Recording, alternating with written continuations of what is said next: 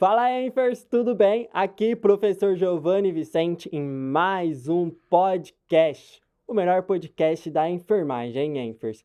E antes da gente começar, já se inscreve já no nosso canal, curte, compartilha, manda esse episódio que vai ser incrível para o seu colega, principalmente se ele amar a área cirúrgica. Então, ele tem aquele pezinho no centro cirúrgico?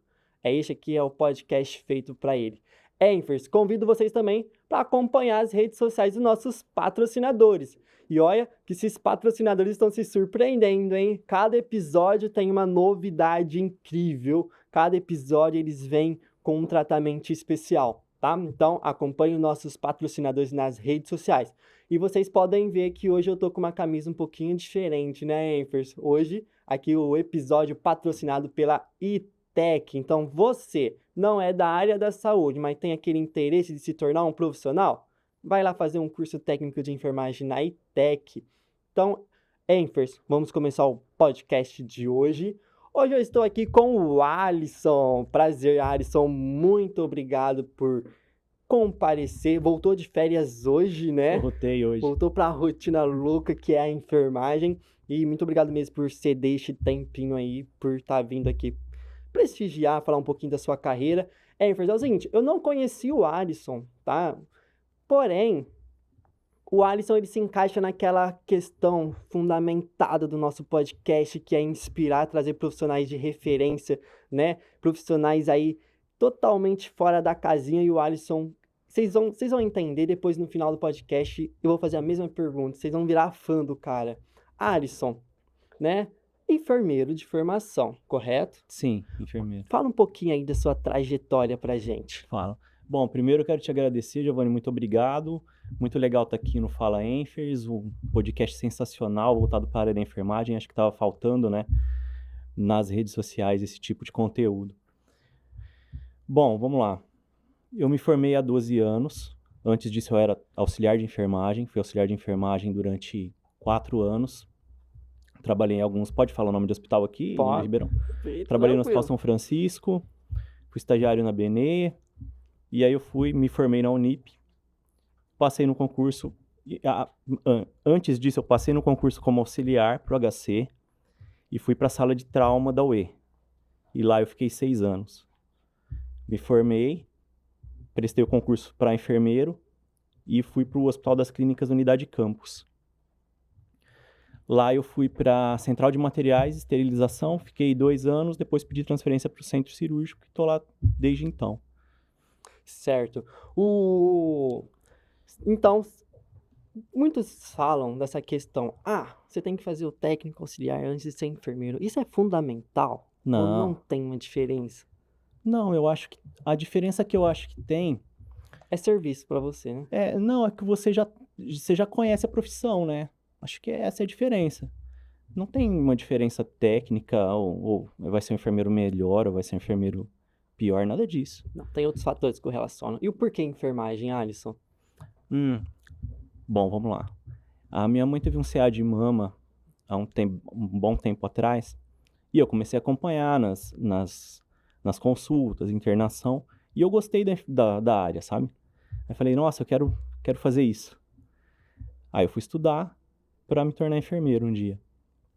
Depois que eu entrei como auxiliar, aí eu tive certeza mesmo, não, é isso mesmo que eu quero. Tinha alguns enfermeiros que trabalhavam comigo que eu virava e falava, putz, eu quero ser igual a esse cara. E aí eu estudei meio que com esse objetivo, né? Não tinha o objetivo de ir para a área cirúrgica. Eu queria ficar na parte de trauma, de urgência, ou a parte neurológica. Sempre gostei muito de neuro. Meu TCC foi de AVC e tal. Sempre trabalhei muito bem com eles. Aí quando eu fui para a Central de Materiais, aí parece que abriu uma cortina, assim, sabe? De um mundo diferente. Então eu fiquei lá, aprendi sobre material, sobre esterilização, todos esses processos. Depois, o caminho natural, né? Eu pedi para ir para o centro cirúrgico para participar mais ativamente da assistência cirúrgica. E ali, nossa, muitas possibilidades se abriram. Eu fui como enfermeiro assistencial, fiquei um tempo. Depois eu fui convidado a fazer parte da equipe do transplante de fígado, da equipe cirúrgica do transplante de fígado. Entrei no transplante, fiquei 2 anos. Isso continuando no centro cirúrgico, sem sair, né? Do Hospital das Clínicas de Ribeirão. Sempre, é. Aí eu saí do transplante, um tempo depois teve a pandemia, aí eu assumi a chefia do centro cirúrgico da Clínica Civil, que ali no Hospital das Clínicas nós temos um centro cirúrgico da Clínica Civil, um centro cirúrgico exclusivamente do SUS. Assumi a chefia da Clínica Civil, fiquei até o ano passado e agora assumi a gestão do bloco cirúrgico. E entre esse tempo eu participei de casos assim que mudaram o rumo da história da cirurgia. Caso incrível. Cara, e tipo assim, como que um auxiliar de enfermagem chegou a um cargo de diretoria num hospital, né? Diretoria do centro cirúrgico. O que aconteceu neste processo? O que você se resume a este processo dessa mudança muito espetacular, vamos dizer assim? Eu acho que tudo se resume a estudo. Tudo se resume a capacitação, né? Ou seja, não se limitar e se sustentar só com o básico. Sempre, você não pode se sustentar com o básico. Sempre ir atrás de coisas novas, aprender com os melhores. Não é difícil, né? A gente tem muita gente boa em Ribeirão. E, aliás, Ribeirão tá no top 10 do país, assim, viu? Eu te falo por experiência própria. Assim, a gente tem profissionais excelentes, docentes excelentes aqui em Ribeirão, em todas as áreas. Então, assim, se você quiser estudar, é uma excelente cidade, uma excelente área aí para o estudo e para atuação. Da faculdade, qual o caminho acadêmico você seguiu? Eu terminei a faculdade, depois eu fiz uma pós-graduação em Centro Cirúrgico Recuperação Pós-Anestésica e Central de Materiais. Aí eu tinha feito alguns cursos já, né, de PIC, ACLS e próprio ATLS já tinha feito. Aí fiz alguns cursos de extensão da área cirúrgica mesmo, fiz algumas capacitações em transplante e tal. Aí aconteceu o primeiro caso das gêmeas siamesas, em 2018. Essas crianças chegaram em Ribeirão para avaliação. O docente responsável, que é o professor Hélio Rubens Machado, me convidou para fazer parte do time. Aí eu entrei para o time deles e a partir desse caso, aí eu entrei no mestrado, entrei no doutorado, mas essa parte mais voltada para a docência foi depois desse caso. Desse caso, certo. Então hoje você é responsável por um setor grande, né, numa instituição muito importante no Brasil, né, e na América Latina também, né? Qual que é o peso dessa responsabilidade de comandar esse setor?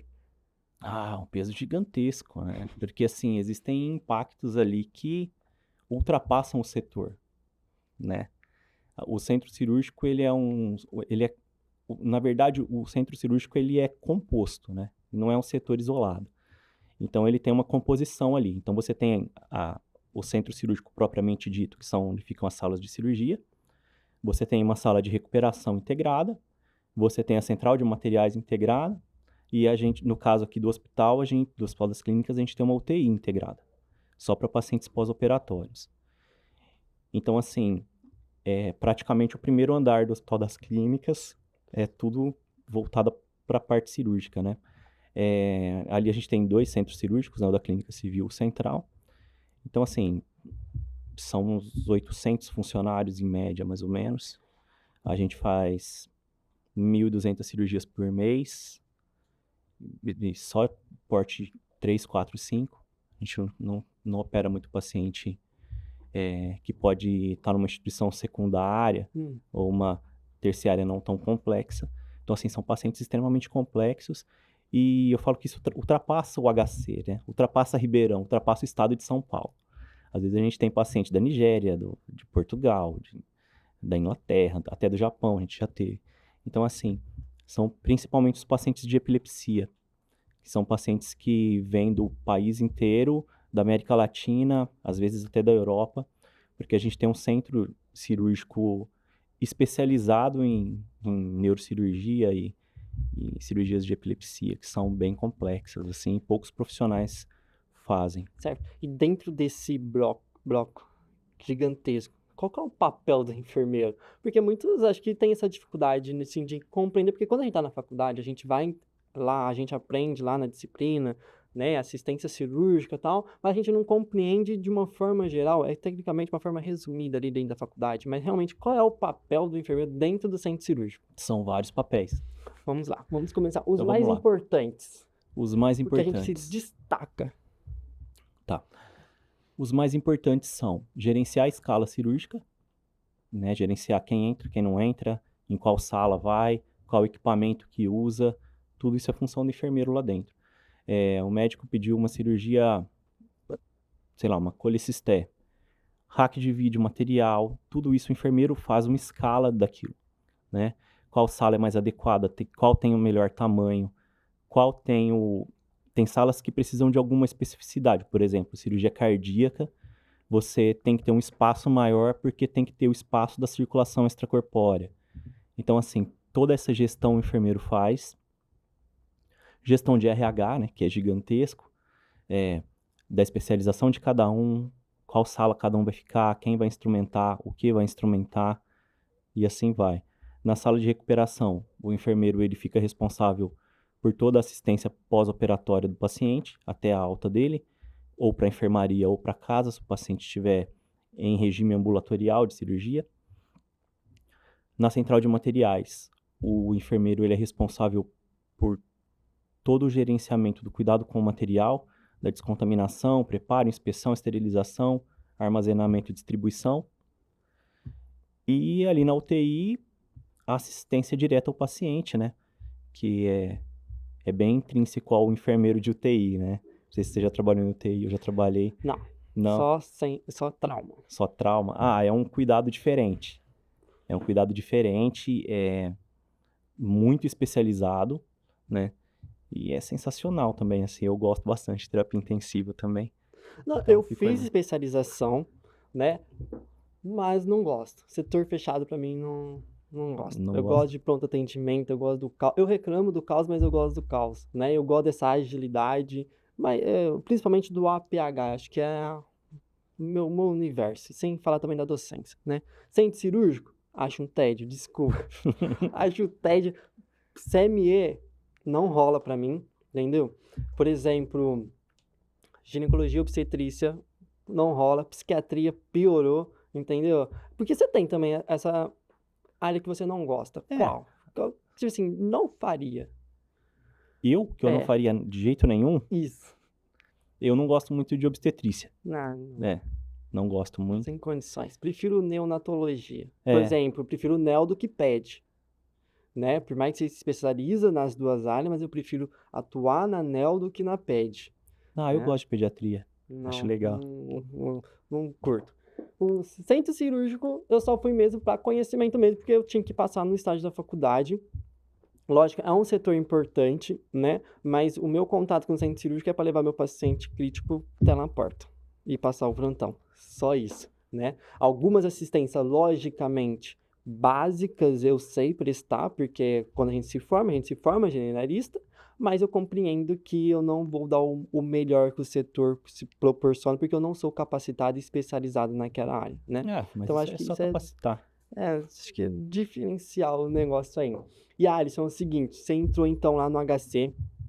Tem uma coisa que você falou que me chamou muito a atenção, que é uma questão de que você era auxiliar de enfermagem, né? Como auxiliar, você fez então agora a graduação de enfermagem. Neste processo, você teve algum impedimento? Teve alguma crítica de companheiros de trabalho? Porque muitos têm isso, né? O técnico está fazendo a enfermagem, então os próprios colegas técnicos já começam a falar, nossa, então ele quer ser enfermeiro e que vai mandar na gente. Ele não vai ser um bom profissional. Ou os próprios enfermeiros falam, né? Desmotivam o técnico de enfermagem que está buscando aí se aprimorar, buscar uma graduação. Você teve esse impasse?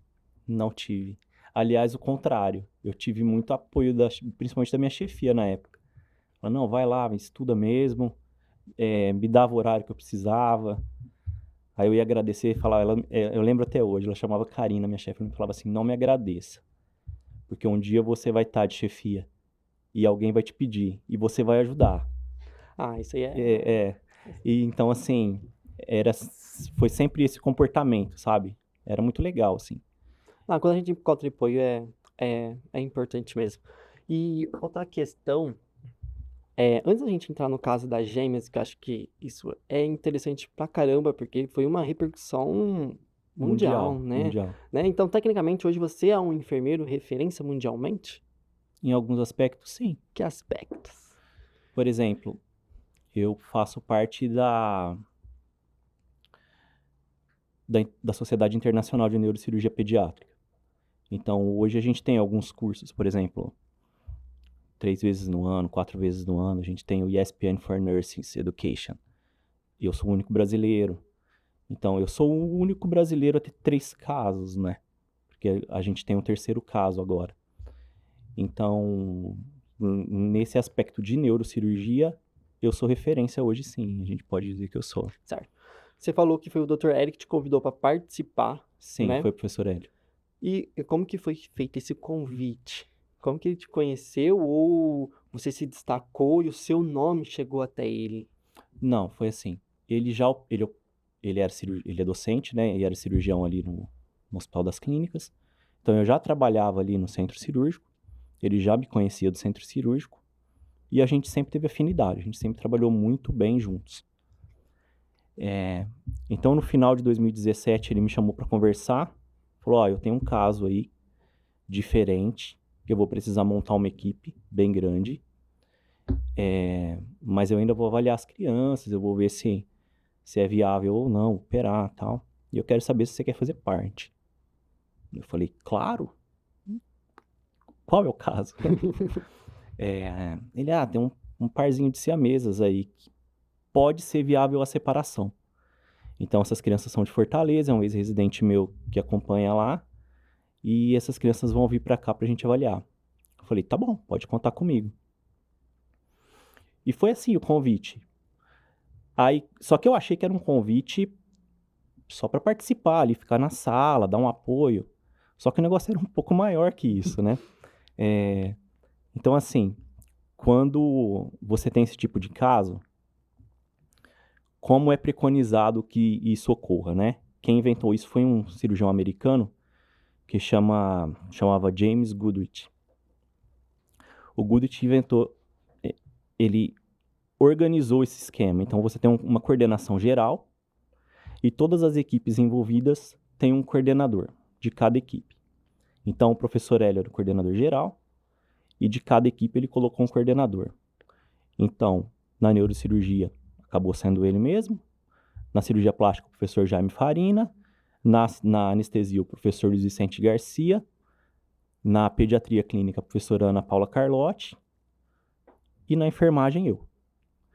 Então, não era só a cirurgia, era coordenar todo o processo.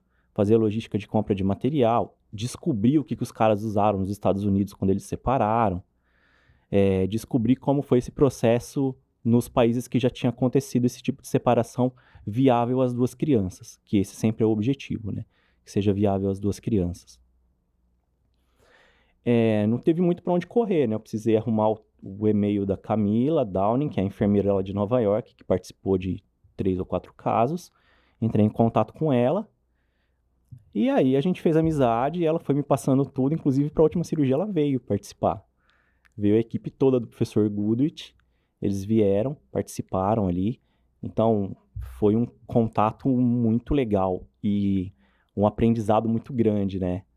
Eu falo até hoje pro professor Hélio, praticamente o senhor me convidou para tocar guitarra no Pink Floyd, né? Foi isso. Tecnicamente. Porque você olha para um lado, tá o Hélio Machado, o outro o Luiz Vicente Garcia, o Goodrich atrás e você no meio que coordenando ali, né? E foi assim, em 2018, a gente dividiu a cirurgia em 5 etapas. Então, as 3 primeiras etapas exclusivas da neurocirurgia, eles entravam, operavam, separavam, parcialmente, né? Rapidinho. Uhum. Antes de você falar dessas etapas, explica o que é um gêmeo siamês. Tá, vamos lá. Gêmeos siameses são 2 gêmeos, sempre um parzinho, de gêmeos univitelinos que nascem com alguma parte do corpo ainda em conjunto ali. Não houve a separação completa dos fetos durante a gestação. O local que essas crianças vão estar unidas, que vai determinar a nomenclatura que eles levam, né? Então você tem os tipófagos, que são aqueles unidos no tórax até a linha do quadril, os esquiófagos, que são unidos pelo isquio, né? E assim vai. E os craniófagos, que são os que são unidos pelo crânio. Tá? São gêmeos siameses.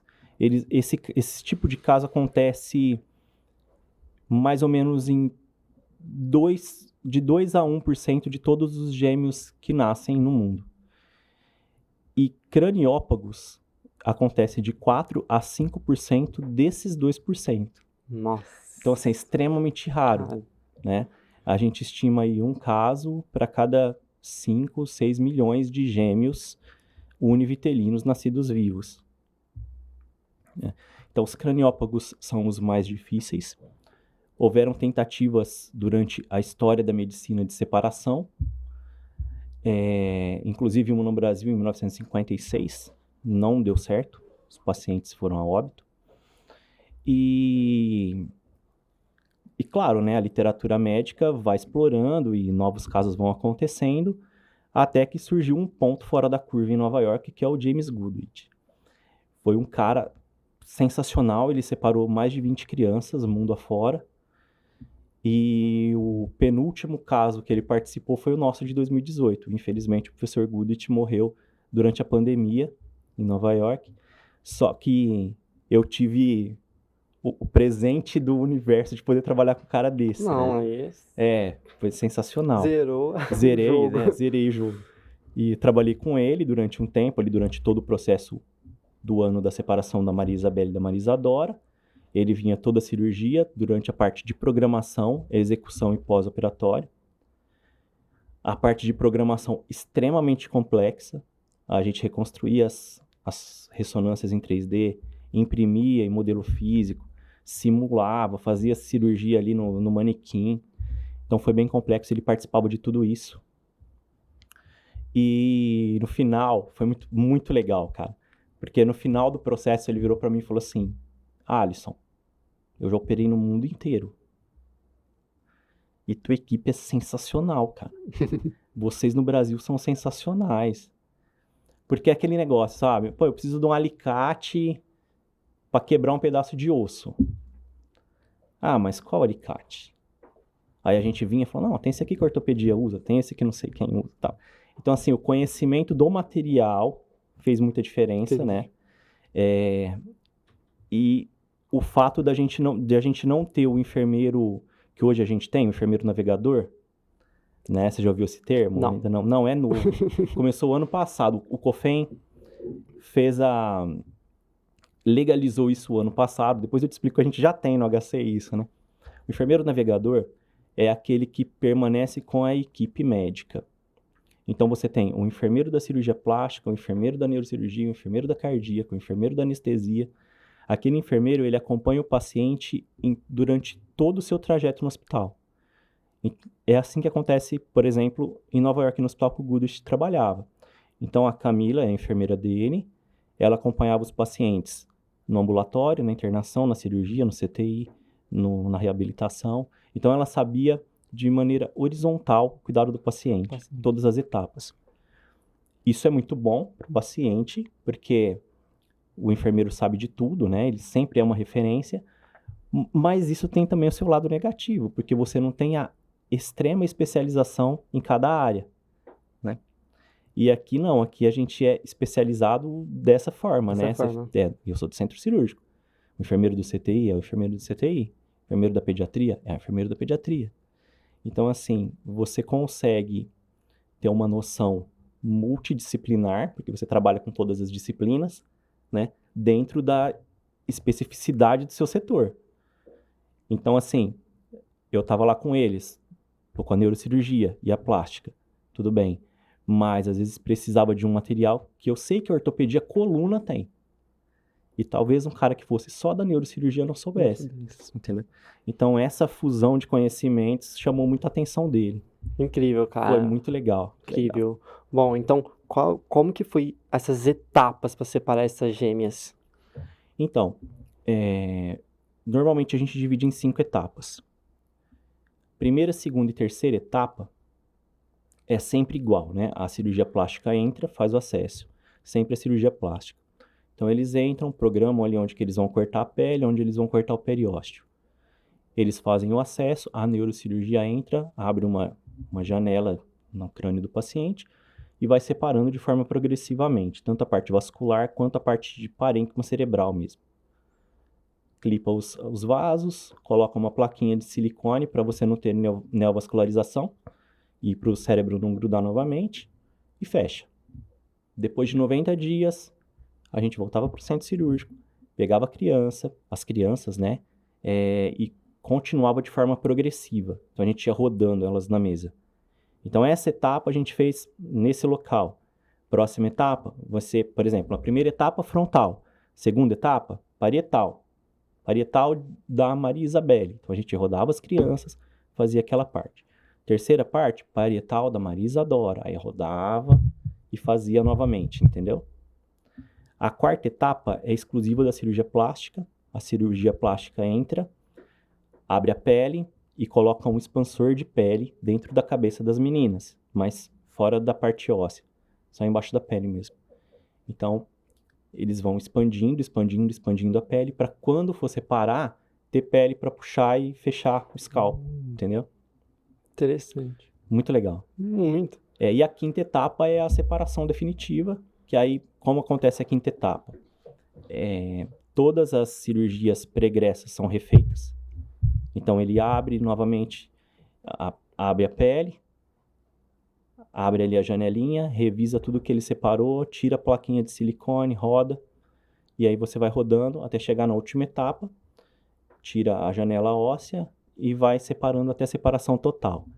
Para essa cirurgia, a gente separa uma outra sala, todos os fragmentos ósseos que vão sendo retirados, a gente encaminha para essa outra sala, e nessa sala a gente faz um negócio que chama delaminação e fragmentação.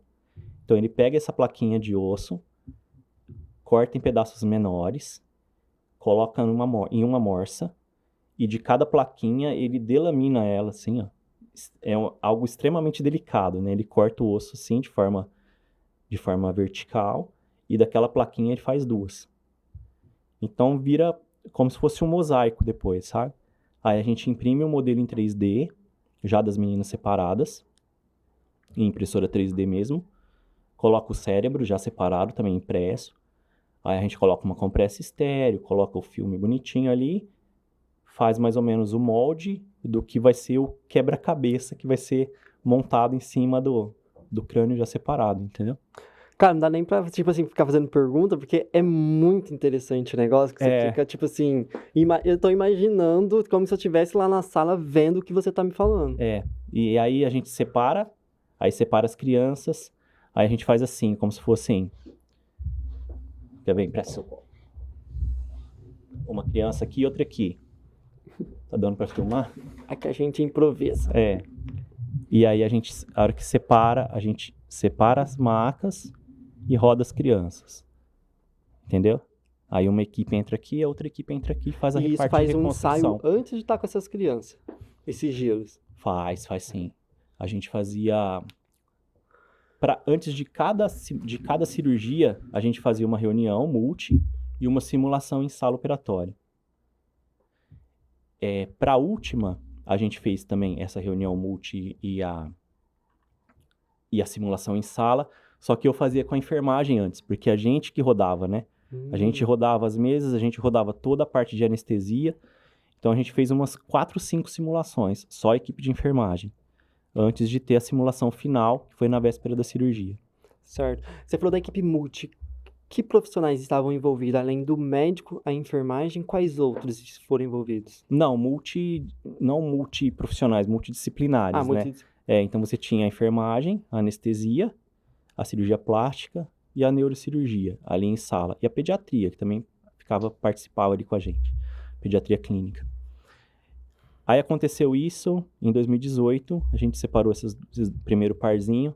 Na época foi descrito como o melhor caso da literatura, assim, o melhor desenvolvimento. As meninas não, até hoje, elas não têm hidrocefalia, elas não têm déficit relacionado à cirurgia, nada. E elas tinham quantos anos? Elas tinham, começou o processo com 2 e terminou com quase 4. A cirurgia. E hoje elas têm 7. 7. Aí depois a gente teve um novo caso, foi o caso da Alane e da Maria, que a gente terminou de separar o ano passado. É um ano o processo, né? Essas 5 etapas, elas se dividem em um ano, durante um ano. Então, a gente teve esse novo caso, já com novas tecnologias envolvidas.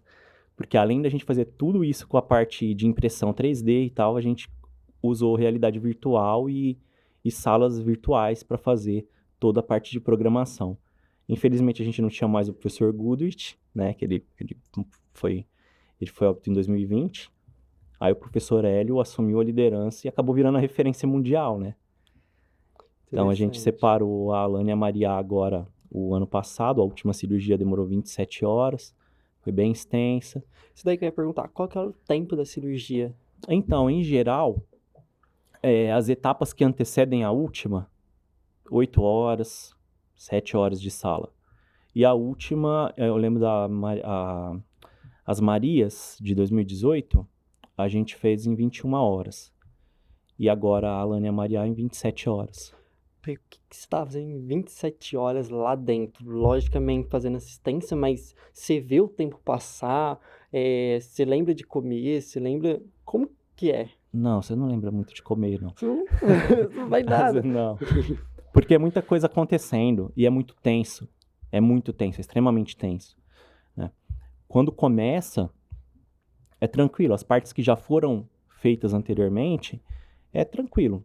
Porque aí ele vai, reabre ali a craniotomia, refaz o que ele tinha feito.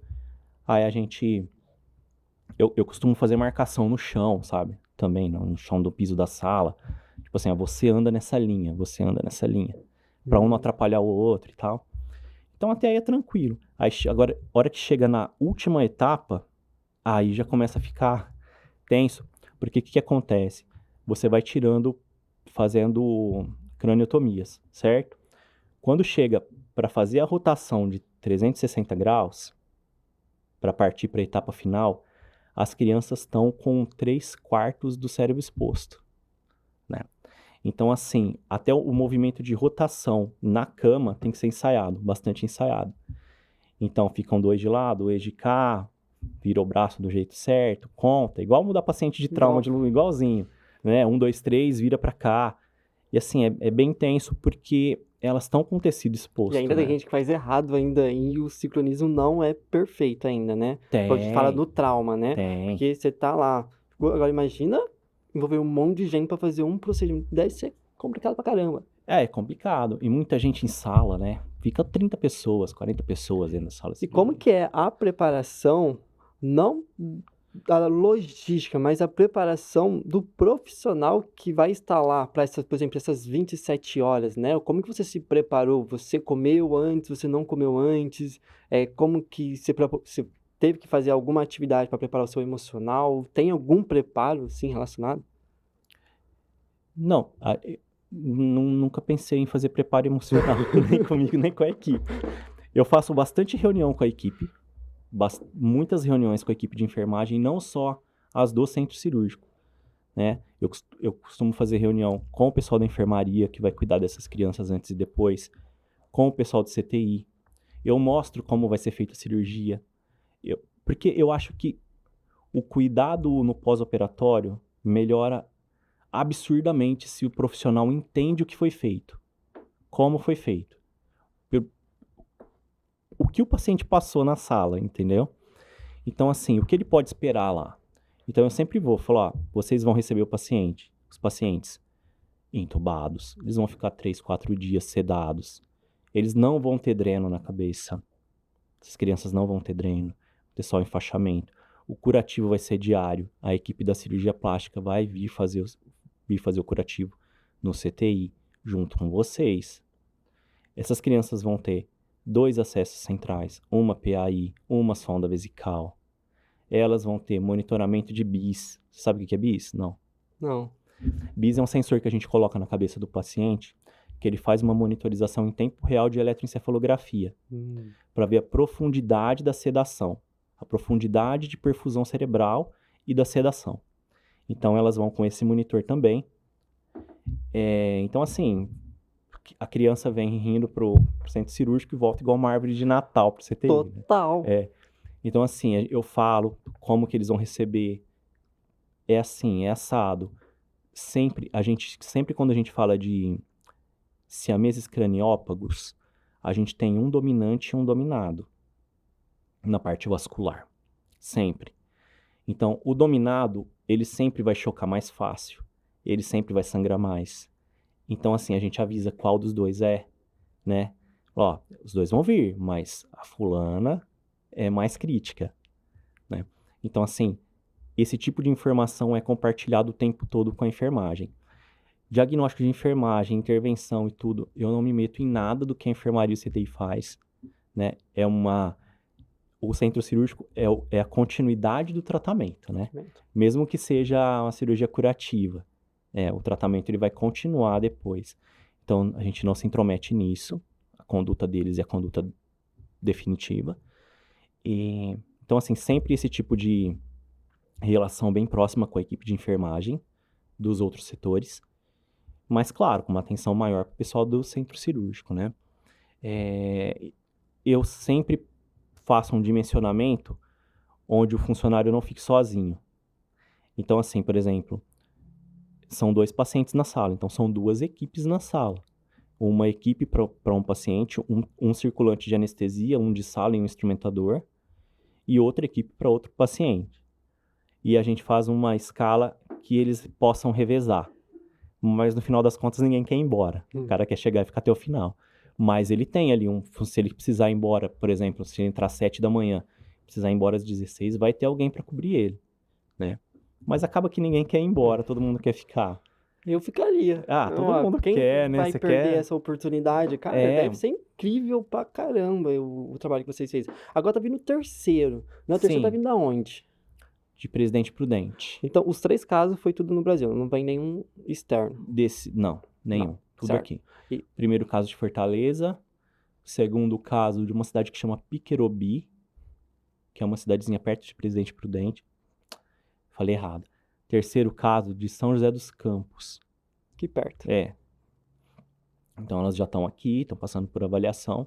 Só que elas são muito pequenininhas ainda. Então a gente vai começar a programar só o ano que vem. Então, aí entre os 2 pontos, né?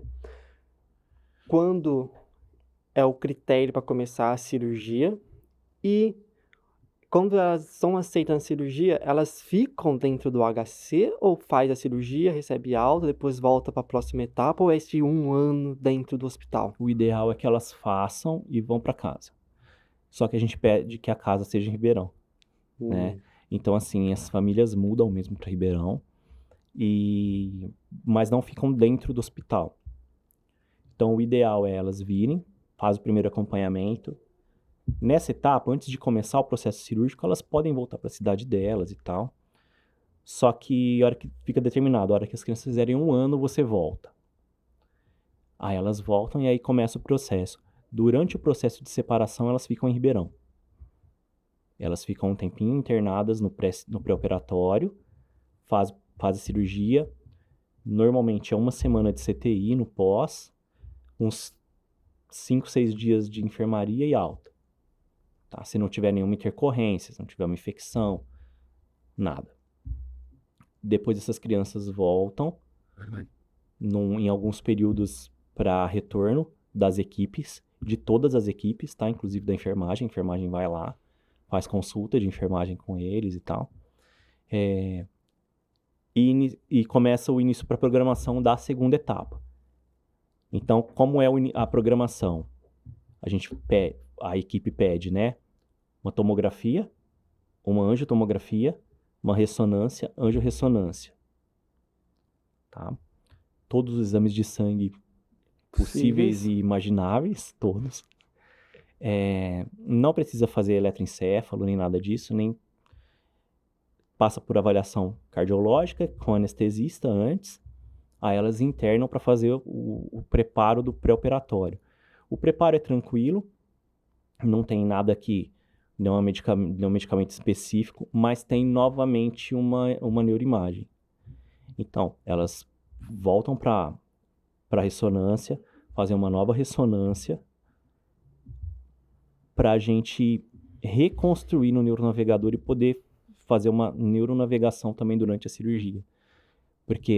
Mas isso só foi possível no segundo caso, da Lana e da Maria, porque a gente teve um upgrade tecnológico, né? Então a gente usou toda a parte de realidade virtual, realidade aumentada e a neuronavegação. Neuronavegação não é um assunto muito conhecido por enfermeiros de fora do centro cirúrgico, né? É mais ou menos assim, ele funciona como se fosse um GPS. Só que o GPS ele faz uma triangulação para achar a sua posição, certo? Você tem o satélite, o mapa e o teu carro navega no mapa, né? A neuronavegação é a mesma coisa. Você tem a neuroimagem, o mapa é como se fosse a anatomia do paciente, a neuroimagem, certo? Aí dentro da sala a gente coloca uma antena do equipamento e a gente navega com um ponteirinho na anatomia do paciente. Então você chega na parte externa aqui, olha, pela tela do equipamento, você olha a ressonância. Onde você está na ressonância, entendeu? Onde você está em tempo real no paciente. Então isso é um divisor de águas, né? Top, caramba. A qualidade da cirurgia da Lana e da Maria foi excelente também. Nossa, incrível, cara. Tipo assim, realmente eu tô imaginando essa cirurgia. Deve ter sido incrível. E eu gosto muito dessa questão, né? Enfim, top pra caramba. E qual que foi, tipo assim, tá sendo o resultado deste processo que você fez, né? Dessa participação hoje pra sua carreira? Bom, me abriu portas no mundo todo. Literalmente. Literalmente. Eu apresentei o caso da separação delas no congresso da ESPN, que foi no Chile. Eu não fui presencialmente, apresentei online. Lógico, né, o trabalho foi premiado. A partir dali eu fui convidado a fazer parte do comitê educacional da ESPN. E, cara, é sensacional, assim, a repercussão, a qualidade do trabalho chamou muito a atenção dos enfermeiros de fora, sabe? E por isso que eu falo, quando eu falo que a enfermagem de Ribeirão tá muito bem, tipo, muito bem na fita, é por isso, cara, porque eu converso com as pessoas que trabalham em outros países, em outras cidades, e eu vejo que a gente tá no mesmo patamar, assim, de igual para igual com o que acontece em Nova York, em Londres, sabe? Eu tenho contato com os enfermeiros de lá, e assim, claro, eles têm infinitamente mais dinheiro do que a gente, né? Então os equipamentos deles são os melhores, as salas deles são todas integradas, é uma tecnologia que a gente tem aqui em Ribeirão, mas não tão disseminada, né? Mas a parte técnica, a parte operacional, de igual para igual. Falando em tecnologia, a parte que eu fiquei sabendo que o seu doutorado você está desenvolvendo uma tecnologia. A gente não está desenvolvendo, a gente está adaptando. O meu projeto de doutorado é adaptar um braço robótico para a neurocirurgia, né? É uma pesquisa que está sendo feita em conjunto. Aqui eu faço doutorado pela Faculdade de Medicina da USP e em conjunto com a Escola de Engenharia da USP de São Carlos. Então a gente leva todas as demandas e os caras fazem a programação de um equipamento já desenvolvido para a indústria, né? A gente não está desenvolvendo, a gente só está adaptando e fazendo todas as adaptações e validações clínicas, né? Certo. E, Alex, tipo assim, o tempo é curto para muita informação, né? Eu acho que tem muita coisa para ser conversada sobre, mas trazendo todo esse seu repertório, né? E hoje, né? Porque a gente pode considerar que você está num patamar de sucesso internacionalmente, né? Que dica que você daria para quem está começando hoje para chegar onde você chegou? Aproveite as oportunidades. Certo. E se essa pessoa não tiver oportunidades, o que ela faz? Não, ela tem. Porque as oportunidades, elas podem parecer pequenas hoje, mas você não sabe onde elas vão te levar. Entendeu? Eu penso muito isso no ditado do cavalo selado, sabe? O cavalo selado não passa duas vezes. Por exemplo, quando eu me formei, eu não fui muito feliz para CME. Né? Passei no concurso, falei, não, eu quero ficar no HC, então eu vou. Aí eu cheguei lá na CME, um universo totalmente diferente do universo que eu era habituado. Né? Mas assim, foi essencial, esse conhecimento que eu adquiri lá é essencial porque eu faço hoje, né? Para o processo das gêmeas e para tantas outras cirurgias.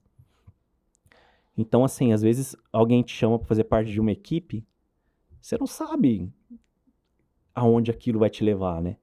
Mas vai te trazer conhecimento, com certeza, né? Mas eu acho que a base de tudo é a pessoa querer aprender, né? Assim, isso é essencial, porque você pode, eu sou auxiliar de enfermagem em um hospital não tão grande, né? Que faz não tão coisas. As oportunidades, elas aparecem. É que às vezes a gente não enxerga, porque elas parecem pequenas ou parecem muito distantes, mas elas vão te levando, né, a lugares que você não imagina. Cara, tipo assim, realmente virei seu fã. Você representa aquilo que eu quero me tornar, logicamente, pro trauma, né? Porque eu vejo que, não sei, a gente já até conversou sobre isso, né? Parece que os locais onde eu estou, parece que eu sou um pouco limitado, eu não encontrei ainda pessoas, né, que conseguem ter uma visão maior. Então, ter essa oportunidade de conversar com você, realmente o que a Amanda falou, cara, é sensacional. Fiquei muito feliz mesmo na hora que eu ouvi essa história, porque isso me indaga mais ainda querer estudar, me dedicar, entendeu? De querer investir e realmente aproveitar as pequenas oportunidades aí que eu sou colocado, né? De tentar gerar essas pequenas oportunidades e fazer realmente algo acontecer, algo bom, né? Porque foi o que eu falo bastante. Acho que a nossa capacitação e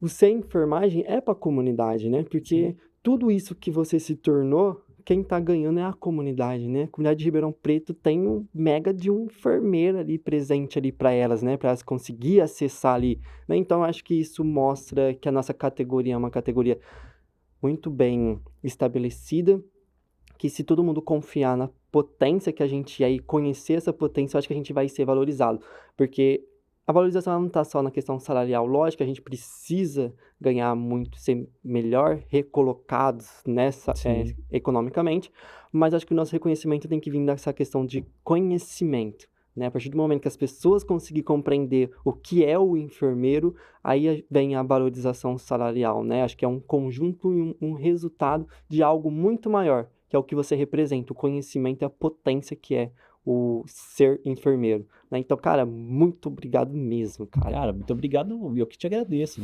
Prazer estar aqui. Uma Não, eu acho que você vai inspirar muita gente mesmo, principalmente o pessoal que tá entrando, poder conhecer, né? Assim, nossa, cara, eu tô saindo da faculdade e a faculdade tava me limitando a isso. Agora eu tenho um profissional que tá lá em cima, olha onde eu posso chegar, até onde eu posso chegar, né? Porque se ele chegou, eu posso chegar também. E o legal é que mostrar as dificuldades também, né? Porque você chegou ali, mas você teve todo um trajeto, né? E principalmente paciência, né? Porque eu acho que foram 12 anos, né? Acho que o que resume também foi muita paciência, porque eu, com 3 anos, já estou inquieto, querendo alcançar um sucesso profissional que eu sei que eu vou alcançar, mas ainda tem etapas, ainda processo, conhecimentos, né? E coisas que eu preciso aprender e desenvolver como profissional. Então, ter essa oportunidade de conversar com você realmente é inspiradora. Cara, fiquei muito feliz mesmo. Muito obrigado por ter aceitado o convite mesmo. Imagina, foi um prazer. Então é isso aí. Se o pessoal quiser te acompanhar nas redes sociais, onde elas te encontram? No Instagram hoje. Seu arroba? @alisson.rds. Isso aí. Então, Enfers, é isso aí. A gente vai ter que finalizar por conta do tempo.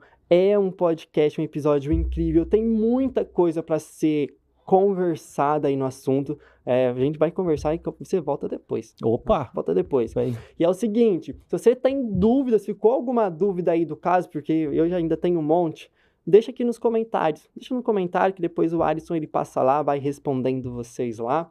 e assim a gente continua. A gente pode fazer também uma live pós-podcast também, ou seja, vocês mandam as dúvidas que ficou para vocês e o Alisson só responde essas dúvidas aí para vocês através de uma live, que eu acho que vai ser uma dinâmica legal, assim você consegue participar aqui também do podcast. Ó, não se esqueça, se você chegou até aqui, se inscreve então no canal do podcast, tá bom? Estamos também no Spotify, acompanha a gente lá também, tá? E é isso aí, Enfers. Então, muito obrigado. Acompanhe os nossos patrocinadores, tá? E a gente falou muito aqui de sucesso, tá? Então, se você quer ter sucesso, vai fazer o seu curso técnico na ITEC. Eu sou docente, então eu posso falar que é uma das melhores instituições de ensino técnico daqui do Brasil, tá? Não é por nada não. Você é enfermeiro, quer se capacitar? Entre em contato com a IGRA, tá? A IGRA tem vários cursos de capacitação. A Emergência 1 também. Então, você que é aí do Nordeste, quer se capacitar em primeiros socorros, em urgência e emergência, entre em contato com eles também. Beleza, Enfers? É isso aí. Muito obrigado e tchau, tchau.